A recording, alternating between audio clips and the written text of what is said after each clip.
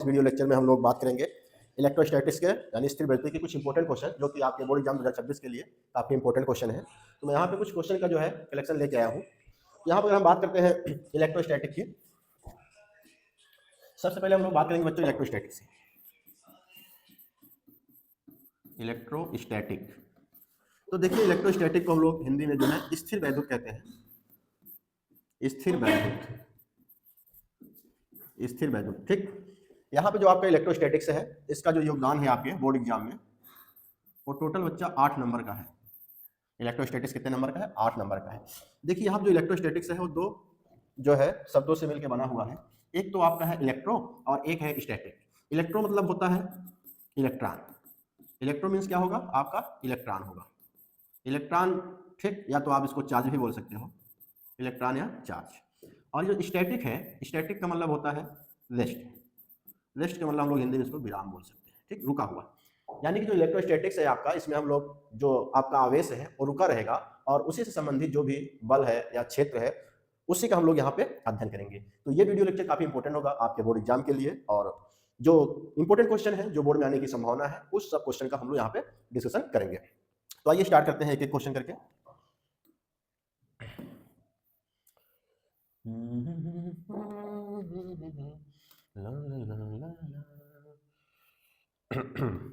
तो बच्चों देखिए यहाँ पे हम लोग जो पहला क्वेश्चन है, आवेशों की प्रकृति होती है।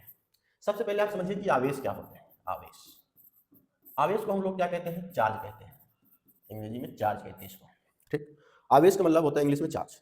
जैसे देखिए आप सब देखे होंगे कि जो वस्तुएं होती हैं उनको आपस में रगड़िए तो अगर कागज के पास ले जाइए तो उसको क्या करता है? आकर्षण करता है, ठीक है ना। तो यहाँ से हम लोग चार्ज के बारे में पढ़ेंगे।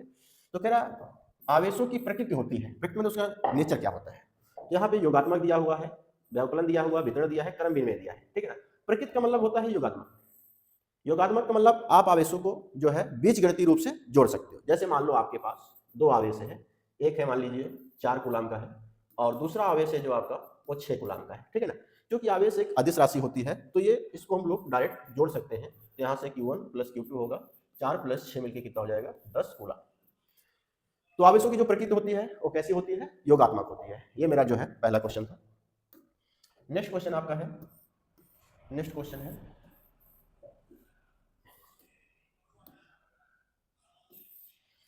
एक धातु के टुकड़े पर -3.2 कूलाम का आवेश है। धातु में अतिरिक्त इलेक्ट्रॉन की संख्या होगी। तो आपको जानकारी के लिए बता देता हूं, जैसे कोई वस्तु है, ठीक, ये कोई वस्तु है। अभी होता क्या है, जैसे इसमें से इलेक्ट्रॉन निकल जाता है, इलेक्ट्रॉन निकल जाता है, तो इलेक्ट्रॉन निकलने से क्या होता है बच्चों? इस पर प्लस चार्ज आ जाता है, ठीक है ना। यानी इलेक्ट्रॉन की कमी हो गई। क्या हो गई? इलेक्ट्रॉन की कमी हो गई। वही अगर कोई दूसरी वस्तु है, इस पर कहीं से इलेक्ट्रॉन आ जाता है, ठीक, इलेक्ट्रॉन आ जाता है तो इस पर हम लोग कहते हैं कि ऋणावेश आ गया। अर्थात यहाँ पे इलेक्ट्रॉन की क्या हो गई? अधिकता हो गई। बात समझिए, कहीं से इलेक्ट्रॉन इस पे आ जाएगा तो इलेक्ट्रॉन की अधिकता हो जाएगी और अगर इलेक्ट्रॉन निकल जाएगा तो इलेक्ट्रॉन की कमी हो जाएगी। तो यहाँ पे दिया है आवेश की मात्रा दिया है जो कि 3.2 कूलाम है। देखिए यहाँ पे माइनस में दिया है 3.2, तो माइनस सिर्फ उसके नेचर को बताता है, उसकी प्रकृति को बताता है। तो कैलकुलेशन के लिए उसको ना भी लेके चले तो कोई दिक्कत की बात नहीं है। इलेक्ट्रॉन की संख्या पूछा है। अब जाहिर सी बात है माइनस आवेश है तो उस पर इलेक्ट्रॉन कहीं ना कहीं से आए होंगे तो इलेक्ट्रॉन की अधिकता होगी। अब कितने इलेक्ट्रॉन की अधिकता होगी उसी को हमको निकालना है। तो यहाँ पे हम लोग फार्मूला यूज करते हैं Q बराबर NE, ठीक है ना। तो हमको N चाहिए, N चाहिए, तो यहाँ से हम लोग N बराबर निकालेंगे तो आएगा Q बटे E। और Q का मान दिया है 3.2 और E का मान जो है फिक्स होता है 1.6 इंटू 10⁻19, ठीक है। जब इसको हम लोग सॉल्व करेंगे यहाँ से ये डेसिमल कैंसिल हो जाएगा क्योंकि दाहिनी ओर से बराबर अंक पे दशमलव है और ये कट जाएगा 16 × 16, 16 दूनी 32। तो ये हो जाएगा 2 गुणा, इसको ऊपर लेके जाओ तो 10 की पावर कितना हो जाएगा? 19 हो जाएगा। तो इसमें से कौन सा ऑप्शन मिल रहा है? 2 × 10 की पावर 19। ये आपका बी ऑप्शन क्या है? करेक्ट है। नेक्स्ट क्वेश्चन क्या है उसको देखते हैं हम लोग।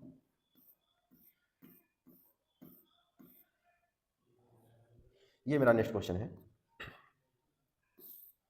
कह रहा है कि जब घर्षण से किसी वस्तु को आवेशित किया जाता है तब उस वस्तु का भार, अब समझिए, जैसे आप सब जो है पढ़े भी होंगे और प्रैक्टिकल भी किए होंगे बच्चों। जैसे कोई पेन है उसको आप बाल में रगड़ते हैं और इसको कागज के पास ले जाते हैं तो क्या होता है? कागज में चिपकने लगता है, ठीक। तो ऐसा क्या होता है इसमें जिससे कागज इसमें चिपक जाते हैं? आइए उसको जानते हैं। तो कोई भी जैसे दो ऑब्जेक्ट है, मान लो एक ये है, दूसरा मेरे पास है। अगर हम लोग इनको आपस में रगड़ेंगे, इनको आपस में रगड़ेंगे तो दो कंडीशन बनती है, ठीक है।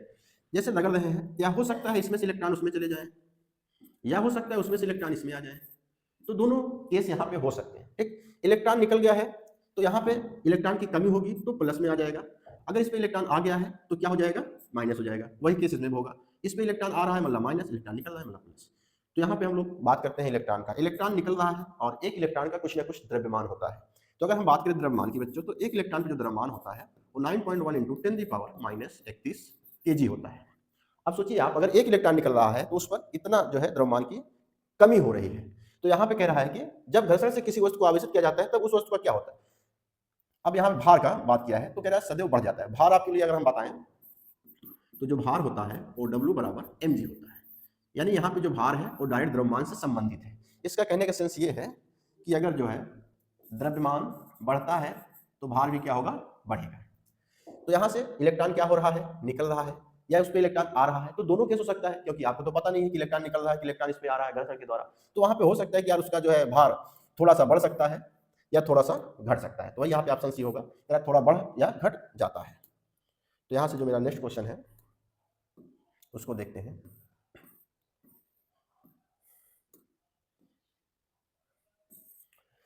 नेक्स्ट क्वेश्चन है मेरा बच्चों, कह रहा कि बराबर द्रव्यमान के गोलों ए और बी को, मतलब मेरे पास दो गोले दिए गए हैं, एक ये है एक ये है, दोनों का द्रव्यमान सेम है, द्रव्यमान क्या है, सेम है। ये गोला ए है और ये गोला आपका बी है, ठीक है ना। क्रमशः प्लस क्यों, यानी इसको जो चार्ज दिया जा रहा है वो प्लस क्यों दिया जा रहा है, इसको प्लस क्यों चार्ज दिया जा रहा है और इसको माइनस क्यों दिया जा रहा है। यदि आवेशन के पश्चात इनके द्रव्यमान क्रमशः Ma Mb हो तो आवेशन के पश्चात आप समझिए ध्यान से, शुरू में जो है इसका द्रव्यमान m था, लेकिन आवेशित होने के बाद इसका द्रव्यमान कितना हो गया है, Ma हो गया, इसका द्रव्यमान Mb हो गया है। तो यहाँ पे जैसे प्लस है, प्लस का मतलब है कि इसमें से इलेक्ट्रॉन क्या है कि निकला हुआ है, तो जाहिर सी बात है इसका जो द्रव्यमान है वो कम होगा, द्रव्यमान कम होगा, क्योंकि प्लस है। प्लस ये बता रहा है कि इलेक्ट्रॉन की कमी है इसके पास, और इलेक्ट्रॉन की कमी तभी होती है जब इलेक्ट्रॉन निकलता है, इलेक्ट्रॉन निकलता है तो प्लस हो जाता है, प्लस का मतलब प्लस यानी द्रव्यमान की कमी। तो यहाँ पे माइनस है, इसका मतलब है कि इलेक्ट्रॉन जो है इसमें आए हुए हैं। अब जब इसमें इलेक्ट्रॉन आए हुए हैं तो जाहिर सी बात है इसका द्रव्यमान कुछ ना कुछ बढ़ा होगा। यहाँ से हम लोग बोल सकते हैं जो बी वस्तु है उसका द्रव्यमान ए वाले वस्तु से क्या रहेगा, ज्यादा रहेगा। यहाँ पे आप देख सकते हैं कि इसमें जो ऑप्शन है बी वाली वस्तु पे जो है, बी वाली वस्तु का द्रव्यमान ज्यादा है ए वाले की तुलना में। नेक्स्ट क्वेश्चन जो मेरा है, तो नेक्स्ट क्वेश्चन जो है बच्चों यहाँ पे कह रहा है, दो बिंदु आवेशों को वायु में एक निश्चित दूरी पर रखने पर उनके मध्य 80 न्यूटन का बल लगता है। जब इन्हें किसी परावैद्युत माध्यम में रखा जाता है तो बल 8 न्यूटन का हो जाता है, माध्यम का परावैद्युतांक होगा। तो यहाँ पे हम लोग समझते हैं दो आवेश हैं Q1 और Q2 स्मॉल r दूरी पर रखे हैं और मान के चलते हैं कि वायु में रखे हैं, वायु या तो निर्वात होता है, तो इनके बीच जो फोर्स लगता है वो F बराबर 1/4πε0 इंटू Q1 Q2 बटे r², ये जो होता है वो फोर्स होता है, ठीक। ये तब लगता है जब ये सब कहाँ पे होते हैं, वायु में रखे होते हैं। वही अगर हम बात करें जो है ये Q1 Q2 बटे r², ठीक है ना। अगर इसको किसी माध्यम में रखते हैं, जब माध्यम में रखेंगे तो माध्यम में जो होगा, मान लेते हैं F डैश हो रहा है माध्यम में 1/4πε0 इंटू Q1 Q2 बटे r²। अब माध्यम में है तो यहाँ पे उस माध्यम का परावैद्युतांक लग जाता है जो कि K है, बात समझिएगा। तो यही पे कह रहा है कि दो बिंदु आवेशों को वायु में एक निश्चित दूरी पर रखने पर उनके मध्य बल 80 न्यूटन लगते हैं। ये कहाँ पर रखे हुए हैं, वायु में रखे हुए हैं। वायु में रखने पे जो बल लग रहा है वो कितना है, 80 न्यूटन का है, ठीक है, बात को समझिएगा। वही कह रहे हैं जब माध्यम में रखा जाता है तो बल कितना हो जा रहा है, 8 न्यूटन का हो जा रहा है। तो पूछा कि माध्यम का परावैद्युतांक क्या होगा, परावैद्युतांक बोले तो K, यहाँ पे K क्वेश्चन मार्क है, ठीक है बच्चों। आप समझने वाली बात है, आप सब यहाँ पे समझ सकते हैं कि यहाँ पे जो F डैश बराबर 1/4πε0 के Q1 Q2 बटे r² है, ये वायु में है, F बराबर 1/4πε0 Q1 Q2 बटे r²। अभी हमको परावैद्युतांक देखना है, बाकी सब कुछ सेम रहेगा, कहेगा दूरी वही पे है, आवेश वही पे है, सब कुछ वही पे है, केवल यहाँ पे अगर कुछ चेंज हो रहा है तो परावैद्युतांक चेंज हो रहा है। तो ऐसे केस में हम लोग बोल सकते हैं कि जो फोर्स लग रहा है, समझिएगा, फोर्स जो है वो व्युत्क्रमानुपाती है किसके, परावैद्युतांक के। परावैद्युतांक के क्या है, व्युत्क्रमानुपाती। F डैश बटे F बराबर, उल्टा करना है भाई, परावैद्युतांक का उल्टा है तो उसका जो रखेंगे 1/K रखेंगे, ठीक है। इसका जो रखेंगे वो 1/1 रखेंगे। कहे कि निर्वात या वायु का परावैद्युतांक कितना होता है, 1 होता है, तो ये हो जाएगा 1/K हो जाएगा। तो हमको F डैश चाहिए, F डैश बराबर F/K हो जाएगा। ऐसे केस में F का मान कितना दिया है, 80 न्यूटन दिया है, बटे K हो गया। अब यहाँ पे F डैश का मान कितना दिया है, 8 न्यूटन, तो 8 बराबर 80/k, तो यहाँ से k बराबर निकालेंगे 80/8, तो ये कट जाएगा, कितना जाएगा 10। तो इसका जो परावर्तांक होगा कितना हो जाएगा 10। तो यहाँ पे जो है बी ऑप्शन सही है। अब नेक्स्ट क्वेश्चन की बात हम करते हैं। नेक्स्ट क्वेश्चन, यहाँ पे ये नेक्स्ट क्वेश्चन है, कह रहा निर्वात की वैद्युतशीलता का मात्रक है। निर्वात की वैद्युतशीलता का मात्रक है, तो समझने वाली बात है। यहाँ पे वैद्युतशीलता की अगर हम बात करें तो हम लोगों ने पढ़ रखा है जो है अगर दो आवेश कहीं पे है Q1 और Q2, मान लो r दूरी पे है, तो इनके बीच जो फोर्स लगता है वो F बराबर होता है 1/4πε0 इंटू Q1 Q2 बटे r²। यहाँ निर्वात की वैद्युतशीलता, तो जहाँ ε0 जो है आपका, यही निर्वात की वैद्युतशीलता है। निर्वात की वैद्युतशीलता है, वैद्युतशीलता, ठीक है। तो हमको ε0 बराबर निकालना पड़ेगा। तो यहाँ से ε0 उधर भाग में इधर लेके आएंगे तो गुणा हो जाएगा, आपको नीचे भेज दीजिए, तो 1/4π हो जाएगा, ठीक है ना, इंटू ऊपर क्या है Q1 Q2 है, नीचे हो जाएगा r², ठीक है ना। तो इसी का मात्रक चाहिए हमको, तो ऊपर Q1 Q2 है, यानी ये भी आवेश ये भी आवेश, तो आवेश के मात्रक का स्क्वायर हो जाएगा, कूलाम स्क्वायर हो जाएगा। नीचे फोर्स है तो इसका न्यूटन होता है, दूरी है तो मीटर का स्क्वायर होता है, तो यहाँ पे हो जाएगा कूलाम स्क्वायर प्रति न्यूटन मीटर स्क्वायर। तो कूलाम स्क्वायर प्रति न्यूटन मीटर स्क्वायर, यहाँ पे भी ऑप्शन आपका सही है। नेक्स्ट क्वेश्चन हम लोग देखते हैं। नेक्स्ट क्वेश्चन,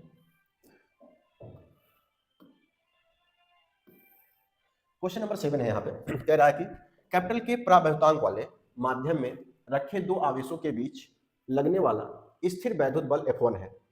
बात को समझिए, दो आवेश रखे गए हैं, एक Q1 है, दूसरा Q2 है, ठीक है ना, और ये जिस माध्यम में रखा है उसका परावैद्युतांक कितना है, कैपिटल K है, ठीक। लगने वाला स्थिर वैद्युत बल, यहाँ पे जो स्थिर वैद्युत बल जो लग रहा है, स्थिर वैद्युत बल जो लग रहा है वो क्या है, F1 है।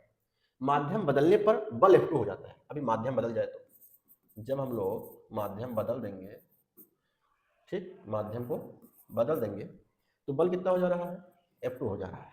नए माध्यम का परावैद्युतांक होगा। अब समझिए, अभी जैसे मैंने लगाया था वैसे इसको लगाना है। तो अगर हम बात करें फोर्स का, तो फोर्स जो होता है परावैद्युतांक के व्युत्क्रमानुपाती होता है, ठीक है। तो यहाँ से अगर हम बात करें F1 F2 की, तो F1 बटे F2 बराबर ऊपर 1/K1 नीचे 1/K2, ऐसा मैं इसलिए कर रहा हूँ क्योंकि बल के व्युत्क्रमानुपाती है। जब इसको हम लोग सॉल्व करेंगे तो 1/K1 हो जाएगा गुणे K2/1 हो जाएगा। तो यहाँ से हम लोग बात करेंगे F1/F2 बराबर K2/K1। अभी माध्यम बदल रहा है, बल F2, नए माध्यम यानी हमको F2 चाहिए, तो इसको उल्टा करेंगे, F2/F1 लिख सकते हैं बराबर K1/K2। अब हमको F2 निकालना है, यानी सॉरी K2 निकालना है, तो K2 किधर लाएंगे, उसको उधर भेजेंगे। तो K2 बराबर, इसको इधर लेके आ रहा हूँ, इसको उधर भेजूंगा, तो K1 F1/F2, ठीक है ना। अब पहले माध्यम का परिवर्तन कितना दिया है, K दिया है, तो ऊपर K हो जाएगा K F1/F2। तो कौन सा ऑप्शन सही है, K F1/F2, ये ऑप्शन सी सही है। नेक्स्ट जो क्वेश्चन है मेरा, नेक्स्ट क्वेश्चन ये दिया है। नेक्स्ट क्वेश्चन कह रहा है किस भौतिक राशि का मात्रक वोल्ट प्रति मीटर अथवा न्यूटन प्रति कूलाम होता है, ठीक है ना।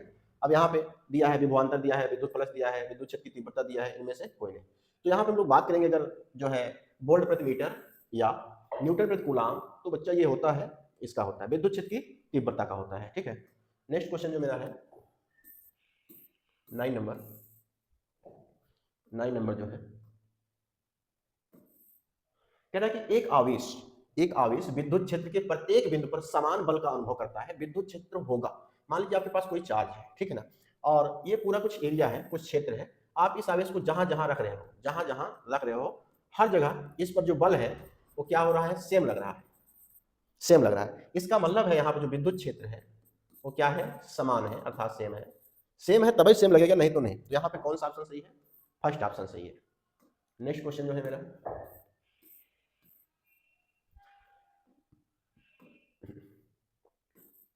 नेक्स्ट क्वेश्चन है, कह रहा है कि विद्युत क्षेत्र की तीव्रता का मात्रक है। विद्युत क्षेत्र की तीव्रता का मात्रक होता है न्यूटन प्रति कूलाम। तो न्यूटन प्रति कूलाम कौन सा, सी वाला सही है। नेक्स्ट क्वेश्चन, एक इलेक्ट्रॉन जब वैद्युत क्षेत्र में क्षेत्र के अभिलंबवत प्रवेश करता है तो उसका पथ होगा, समझने वाली बात है यहाँ पे। जैसे मान लो कह रहा कि एक इलेक्ट्रॉन जब वैद्युत क्षेत्र, मान लो कहीं पे वैद्युत क्षेत्र दिया है, ये वैद्युत क्षेत्र है ये। अब इसमें कोई एक इलेक्ट्रॉन है, ये परपेंडिकुलर लंबवत इसमें क्या कर रहा है, प्रवेश कर रहा है इलेक्ट्रॉन। तो इसका जो पथ बनेगा वो कैसा होगा, रास्ता इसका कैसा होगा, किस हिसाब से ये जाएगा, तो आपको हम जानकारी के लिए बता देते हैं। कहीं पे अगर आपको वैद्युत क्षेत्र दिया हुआ हो, ठीक है ना, उसमें अगर आप प्लस क्यों आवेश रखते हो तो उस पर जो बल लगेगा वो विद्युत क्षेत्र की दिशा में लगेगा। वही अगर आप माइनस आवेश रखते हो तो इस पर जो बल लगेगा वो विपरीत दिशा में लगेगा, ठीक है। तो यहाँ पे अगर हम बात करें, इलेक्ट्रॉन लंबवत प्रवेश कर रहा है, माइनस है, तो यहाँ पे विद्युत क्षेत्र के विपरीत दिशा में इस पर बल लगेगा, तो उसका पथ कुछ इस तरीके का होगा। इस तरीके का मतलब कैसा होगा, परवलयाकार या दीर्घ नहीं परवलयाकार होगा।